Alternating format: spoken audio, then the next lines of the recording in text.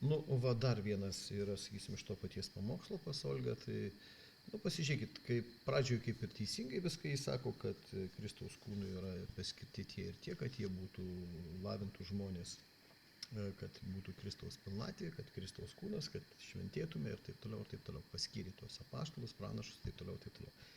Aišku, tai nieko nesusijęs su Olga ir su kitais tais pranašais apaštalais, kurie ten pas juos lankosi, tai yra visiškas absurdas, kaip ir teisingai sako, bet elgesi neteisingai. Bet labiausiai norėčiau atkreipti dėmesį į tai, kad jį ten toliau skaito nuo 13-14 eilutės, būtent, bet kalbėdami 15 eilutėje tiesą su meilė, visai augtume į jį, kuris yra Kristaus galva. Tai va čia va, labai įdomu, kaip jį išaiškina visą žodį. Nu, tai yra, nu nežinau,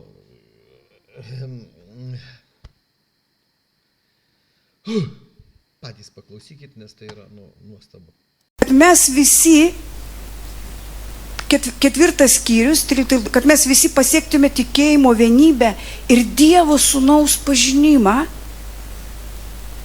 tobulai subręstume. Pasakykime, tobulai subręstume. Iki Kristaus amžiaus pilnatvės saiko. Iki ko? Iki Kristaus amžiaus. Kad mes tobulai subręstume. O prieš tai, čia kalba Paulius, jis paskyrė vienus apaštalais, pranašais, evangelistais, ganytojais, mokytojais, kad išlavintų. Supranti, Dievas tave lavins per pastorių, per diakonus, per apaštalus, per mokytojus, kad išlavintų. O jeigu tu tokioj pozicijoje bažnyčioj, kad tu tik ateini, bet pats savo, себе на уме, žinai, tau nepatinka, kai tau kažkas kažką pasako, jūs čia prie manęs nelyskit, mano teritorija, ar kaip čia, teritorija, erdvė. Žinote, ta erdvė tavo, taip ir 70 metų, žmogui 30 metų tikintis ir vis savo erdvėj toks, ir nuo jo visi bėga. Nežinau, ką su juo daryti, manęs klausia. Aš nežinau, ką su juo daryti. Aš tai, aišku, iš bažnyčios, aš taip patariau, sakau, jūs iš bažnyčios ją, bet jūs turit griežtai su juo pakalbėti. Nu, vienas aš parašiau laišką. Na va, kaip matome, moters apkalbinėjimas vyksta toliau ir nieko nepaaiškina, nei kas per moteris, nei ką tenais padarė. Tiesiog negerai padarė, todėl, kad tai pasakė Olga. Nu ir ar taip yra gražu ar ne, nu, tai yra vadinama tiesiog paprastai šmeižtu ir apkalbinėjimu, pletkais. Tai va, tai žiūrėkite, apie ką mes kalbam, kad Dievas davė bažnyčiai tarnautojus taip pat, kad ką padarytų? Išlavintų. Kas iš jūsų išlavintas? Išsilavinę labai, išsilavinę.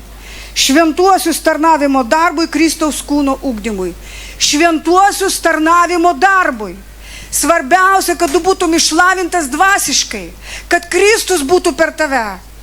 Štai kame yra bažnyčios esmė, kad per mus būtų Kristus, kad su mumis, kai mes esam komanda, kad mum komandoj, kad mes, kai mes esam statytojai, kad mes būtume brandi bažnyčia. Amen? Kol mes visi pasieksime tikėjimo. Ir žiūrėkite, Kristaus amžiaus pilnatvės saiko, kad daugiau nebebūtume kūdikiai, siūbuojami, bei nešiojami bet kokią mokymo vėjo, žmonių apgaulės, gudrumo, vedančių paklydimą, bet kalbėdami tiesą, meilėje, augtume visame kame į jį, kuris yra galva Kristus. Mes visi bendrai, kada esame bažnyčioje, paklausykite, mes augame. Bažnyčios galva yra Kristus. Ir Kristus lygina bažnyčią su kūnu. Ir kai tu esi santykiuose su broliais ir seserim, kada tu pasiduodi Dievui, kad Dievas tave keistų per brolius, per sesius, per santykius, per bendravimą, tu labai greitai augsi. Kas nori augti? Todėl neužsidaryk, eik į ląsteles. eik į tarnavimus, būk dalis bažnyčios, funkcionuok, bendrauk, eik į kažkokį tarnavimą, būkite dalim. Dievas keičia mus per žodį, per aplinkybės. Mes turim suprasti, kad Dievas bažnyčioje ypatingai keičia. Amen. Bet koks jo tikslas? Kol mes visi tobulai subręsime. Pasakysime, tobulai subręsime. Kad mes jau nesisakytumėm, mesgi žmonės. Jo, mes Dievo žmonės, taip? Ne, Olga, ne. Jūs ne Dievo žmonės. Jūs esate melagiai, o melagiai yra šėtono žmonės. Iš jo visas kūnas suderintas ir stipriai sujungtas įvairių raiščių.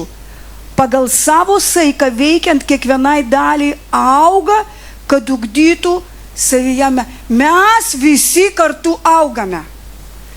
Tu negalvok, kad tu vienas augi ir tu toks išaugęs pats didžiausias. Mes visi augame, kai mes norime augti, kai mes suvokame, kas yra bažnyčia, kas bažnyčios galva, kas yra kūnas, kaip veikia kūnas. Kad jeigu tu ateini į bažnyčią tik tai pamokslą, pažiūrėsim tokį žodį, šiandien paklausysiu, bet jeigu tu nesupranti, kad Dievas tave gali auginti ne nuo gerų pamokslų, o nuo to, kad tu tampi dalis bažnyčios, kad tu esi gyvas akmuo ir statytojas, pasakyk, aš statytojas, kad per mane Dievas stato bažnyčią. O ne tai, kad aš ateinu, kada nuotaika gera. Ir jeigu man patinka pamokslas, nes aš kalbėjau su vienu ląstelės lyderiu, kai jisai sako, kad kai kurie žmonės, jie gali pasakyti, aš tai galiu ateiti, kada man pamokslas patiks, o nepatiks. Tai žinai, kas vyksta? Tu visiškai nesupranti, kas vyksta. Mes turim suprasti, kad Dievas ugdo. Jis tave ugdo, kad tu tarnavimo darbui, kad tu subręstum, kad bažnyčia būtų didelė, stipri, kad jinai būtų nuotaka. Amen. Ir taip per tą nepažinimą velnias tave apvogia. Supranti? Ir kada tave ragana važiuoti. Ragana? Važiuoti į inkautorių, ragina važiuoti į jaunimo išvyką, ragina į ląstelę. Tu galvoji, ko čia pristoja? Pristoja. Čia Dievas pristoja. O tu iš kur čia Dievas atsirado? Taigi buvo ragana, o dabar jau Dievas. Kad pakeis tave, kad išgydyt tave, kad Kristus būtų per tave, kad tu ateitum į tokį dvasinį stovį, kada jau tu nebesakai, pasimelskit už mano problemas, bet tu ateini ir sakai, aš ateisiu, kad spręsti kitų problemas. Aleliuja. Aš esu sukurtas, pašauktas, Dievo išrinktas, kad padėti žmonėms spręsti jų problemas. Aš esu tas, per kurį Dievas nori atpalaiduoti savo jėgą. Bet jeigu tu gyvensi tokiam, ateisiu, paklausysiu kartais, aš šiaip gyvensiu savo gyvenimą, nelyskit, aš uždaras. Baikit jūs taip gyventi, kai kurie, uždaras.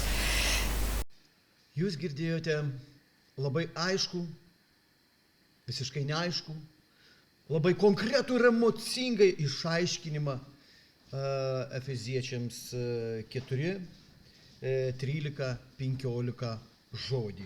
Jeigu kas nors ką nors supratote, ką išaiškinau, tai jūs man dar kartą paaiškinkit, nes aš nieko nesupratau.